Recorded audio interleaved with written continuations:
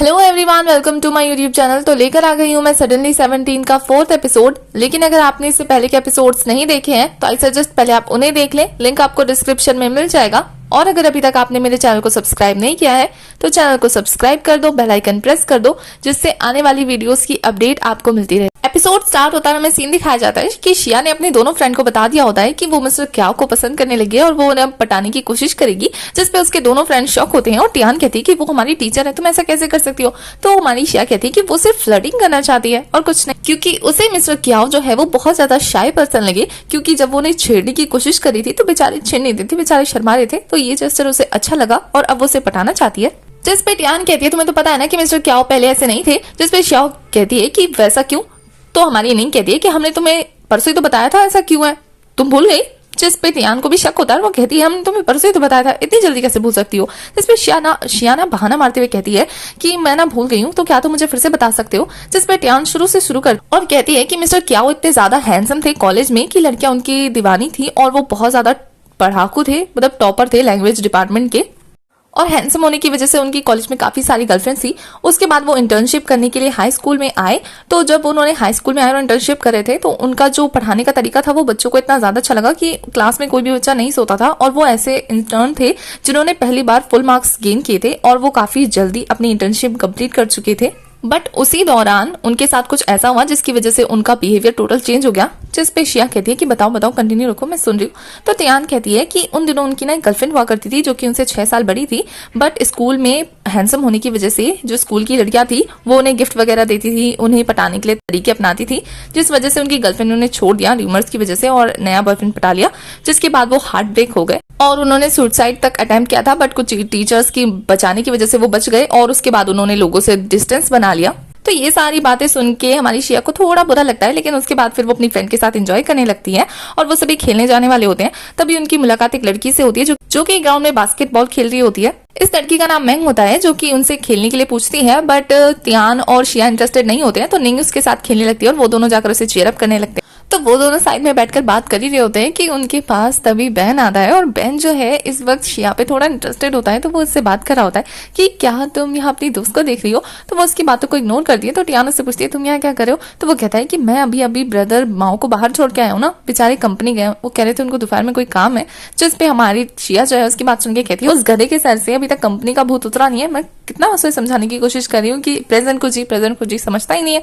और उसकी बातों को सुनने के बाद हमारा बैन जो है उस पर टाइम मारते हुए कहता है कि क्या तुम्हारा खाना हो गया। और हमारी शिया उसकी बातों को इग्नोर करके अपनी फ्रेंड को चीयर अप करने लगती है। और इस बीच में बैन जो है वो लाख कोशिश करता है कि वो शिया का ध्यान अट्रैक्ट कर सके, उसको पटाने के लिए 2-4 स्टेप कर सके, बट शिया को उसको इग्नोर करता हुआ देख के वो भी चीयर अप स्टार्ट कर देता है। दूसरी तरफ माओ को दिखाया जाता है जो कि मार्केटिंग कंपनी में गया होता है इंटरव्यू देने के लिए। वहां के सिक्योरिटी उसे अंदर जाने नहीं दे रहे होते हैं, वहां के स्टाफ उसे बाहर निकलने के लिए कह रहे होते हैं क्योंकि वो अंडर एज है। उसके बावजूद भी वो उन्हें जैसे तैसे पटाकर अंदर चला जाता है। दूसरी तरफ निंग को दिखाया जाता है जो कि मैंग के साथ बहुत अच्छे से बास्केटबॉल खेल रही होती है और उसको भी बहुत ज्यादा मजा आता है। और दोनों अपना गेम खत्म करने के बाद जैसे अलग होकर एक दूसरे के अपोजिट जा रहे होते हैं ना, तो मैंग उसे घूर घूर कर देख रही होती है और यहाँ निंग भी उसे घूर घूर कर देख रही थी। और निंग जब अपने फ्रेंड के पास जाती है तो उसके फ्रेंड तो उसकी फुल तारीफ करनी स्टार्ट कर देते हैं कि उसने बहुत अच्छे से खेला, पर निंग का ध्यान तो मैंग पर था। कुछ देर बाद का सीन दिखाया जाता है जब निंग जाती है अपने लिए जूस बॉटल खरीदने के लिए। तो वो सेम बॉटल चूज करती है जो मैंग भी चूज करती है और वहां वो दोनों फिर से मिल जाते हैं। तो वो दोनों बॉटल के साथ कहते हैं कि तुम ले लो और फिर जो मैंग है वो उस बॉटल को लेकर ड्रिंक करती है और फिर उसको शेयर करती है निंग के साथ। और वो निंग से पूछती है कि वो इतना अच्छा बास्केटबॉल खेलती है तो क्या वो उसकी टीम को ज्वाइन करेगी। जिस पे निंग कहती है कि वो ओबिडेंट स्टूडेंट नहीं है, तो अगर टीम लीडर बुरी हुई ना तो फिर तो वो कुछ नहीं कर सकती उस चीज का। जिस पे मैंग कहती है कि क्या वो बुरी है। तो हमारी निंग समझ जाती है कि वो बास्केटबॉल टीम की कैप्टन है। तो वो कहती है कि वो इस बारे में सोचेगी और वो दोनों प्लान बना लेते हैं बास्केटबॉल टीम में ज्वाइन होने। दूसरी तरफ माओ को दिखाया जाता है जो कि अंदर जाने के बाद अगर वो बॉस के साथ बात करने लगता है और बॉस को जब अपना आइडिया दिखाता है ना, तो अब जरा सोचो कि आप 2000 के जमाने के लोगों को अभी के एप्स के बारे में बताओगे तो क्या वो आपकी बातों को सीरियसली लेंगे? नहीं ना। तो इस तरह माओ के साथ भी हुआ था, बेचारे की बातों को सीरियसली नहीं लिया जाता और उससे निकाल दिया जाता है और ऐसे वैसे नहीं, थक के मार के निकाला जाता है। और उसके जाने के बाद बेचारा डायरेक्टर हंस रहा होता है और सोचता है कि इसे अभी मुझसे क्या क्या किया कि 11 साल बाद मेरा एम्प्लॉय बनेगा, और फिर हंसने लगता है अपनी बात पे। उसके बाद क्लास का सीन दिखाया जाता है जहाँ टियान और शिया मिलकर ना मजाक बना रहे होते हैं बेन का। तो बेन को ये देखकर बहुत ज्यादा गुस्सा आता है और वो लड़ाई स्टार्ट कर देता है टियान के साथ तू मैं वाली। तभी टीचर को क्लास में आता हुआ देखकर दोनों शांत हो जाते हैं और हमारी शिया तो मिस्टर क्याओ को देखने में खो जाती है। और मिस्टर क्याओ आते ही ना माओ के खाली डेस्क को देखकर उसके बारे में पूछते हैं तो बेन झूठ बोल देता है कि वो वॉशरूम गया, भी आता ही होगा। और फिर टीचर अपनी बात को कंटिन्यू करते हुए बताते हैं कि स्कूल में आर्ट परफॉर्मेंस होने वाला है तो उसके लिए उनकी क्लास क्या करना चाहती है, जिसपे क्लास के बच्चे जो हैं वो निंग को अपना क्लास रिप्रेजेंटेटिव बताते हैं और कहते हैं कि वही ज्वाइन करेगी और सभी लोग इस बात पे एग्री होते हैं। पर टीचर कहते हैं कि प्रिंसिपल चाहती है कि इस बार ज्यादा से ज्यादा बच्चे ज्वाइन करे तो और भी कोई अपना नाम सजेस्ट कर सकता है तो बता दे, जिसपे हमारी शिया अपना हाथ खड़ा करके कहती है कि वो इंटरेस्टेड। शिया को देखकर टीचर कहते हैं कि अगर और कोई भी इंटरेस्टेड होना तो वो आकर बता दे लंच के बाद। और वो क्लास स्टार्ट करने वाले होते हैं तब भी माओ को दिखाया जाता है जो कि मुंह लटकाते हुए क्लास में बिना पूछे अंदर आता है और टीचर उसे देख के स्माइल करते हैं। तो हमारी शिया जो है वो पहले माओ को देख के मुंह बनाती है, फिर मिस्टर क्याओ को देख के स्माइल करती है।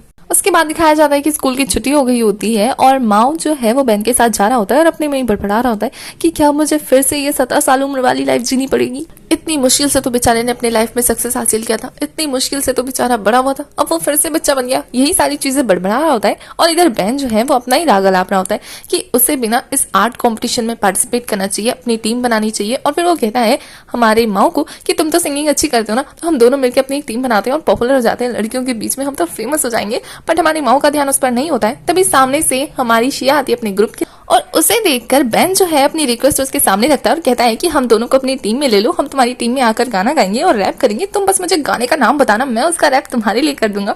जिसपे हमारी शिया जो है वो टॉन्ट कसते हुए कहती है कि तुम्हारा ये दोस्त तो मैच्योर है ना, बड़ा हो गया है, सक्सेसफुल हो गया है, कंपनीज में जॉब जो करता है, हमारे जैसे छोटे मोटे लोगों के साथ स्कूल लाइफ में थोड़ी ना एंजॉय करेगा, ये हमारी टीम में क्यों आएगा। और ये बोल के वो ताना मारते हुए वहां से चली जाती है।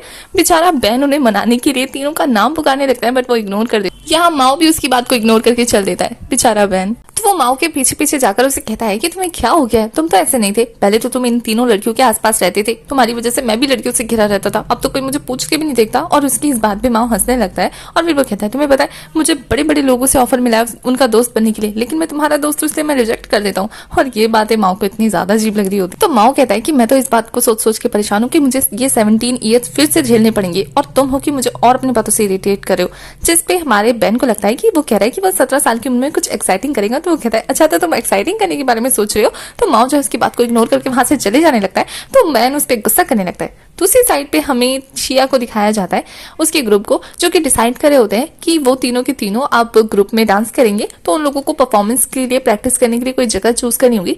तो वो तीनों के तीनों डिसाइड करते हैं कि कहीं जाएंगे, बट वो अपने अपने घर पे नहीं कर सकते हैं क्योंकि उनके पेरेंट्स स्ट्रिक्ट होते हैं जो कि अलाउ नहीं करें। तो हमारी शिया कहती है कि बिना पैसे दिए भी वो एक अच्छी जगह जा सकते हैं और प्रैक्टिस कर सकते हैं, बस उन्हें उनके साथ जाना है। तो वो दोनों तीनों तैयार हो जाते हैं। उसके बाद दिखाया जाता है कि वो तीनों के तीनों पहुंच चुके होते हैं उस होटल के बाहर जहां पहले हमारी शिया जॉब करती थी। और शिया यहाँ क्यों आई है ये तो आपको पता लग गया होगा। तो वो तीनों दोनों के दोनों जो हैं निंग और टियान वो नर्वस होते हैं। तो हमारी शिया कहती है कि तुम लोगों को नर्वस होने की जरूरत नहीं है, हम लोग बिना पकड़े ना एंजॉय कर सकते हैं, यहाँ पे फ्री टेलीविजन मिलेगा और हम लोग अच्छे से प्रैक्टिस कर सकते हैं, बहुत मस्ती कर सकते हैं। चलो 17 की एज में कुछ धमाका करते हैं। और फिर तीनों के तीनों होटल के अंदर जाने लगते हैं और यहाँ शिया का टशन ही अलग होता है। और वो सभी जैसे कि जैसे ही काउंटर पे पहुंचते हैं ना तो निंग और टियान जो है वो स्टाफ का ध्यान अपनी तरफ खींचने की कोशिश कर रहे होते हैं और हमारी शिया जो है वो की चुराने की कोशिश कर रही होती है, बट वो पकड़ते पकड़ते ही बच जाती है। तो वो अपनी बातों में उन्हें उलझाने लगते हैं और रास्ता पूछते हैं रूम का। उतने में हमारी शिया जो है वो मौका पाकर वीआईपी गेस्ट के रूम का कार्ड उठा लेती है और फिर वो तीनों की तीनों रिसेप्शनिस्ट को बेवकूफ बनाकर होटल में एंटर करने लगते हैं। और हमारी शिया जो है वो दोनों को दिखाती है कि उसने वीआईपी रूम का कार्ड हासिल कर लिया, अब वो लोग जाकर मजे से एंजॉय कर सकते हैं। तो वो तीनों अपने अपनी धुन में जा ही रहे होते हैं, तभी वहां से मैनेजर आ रहा होता है और मैनेजर को देखकर शिया नर्वस हो जाती है बहुत ज्यादा। और मैनेजर जब उनसे पूछताछ करने लगता है तो हमारी शिया अपना मुंह छुपा रही होती है, बट मैनेजर की ज्यादा पूछताछ करने पे शिया उससे बात करने के लिए तैयार हो जाती है। बट जैसे ही वो आगे कुछ कह पाती है ऐसा लगता है जैसे कि वो पकड़ी गई है और हमारा एपिसोड यहीं खत्म हो जाता है। तो एपिसोड 4 की एक्सप्लेनेशन होती है खत्म। आगे की कहानी के लिए आपको नेक्स्ट एपिसोड तक वेट करना है। तब तक के लिए आप मेरे चैनल को सब्सक्राइब कर दो, बेल आइकन प्रेस कर दो जिससे आने वाली वीडियोस की अपडेट आपको टाइम पे मिल जाए और आप मेरी कोई भी वीडियो मिस ना करो।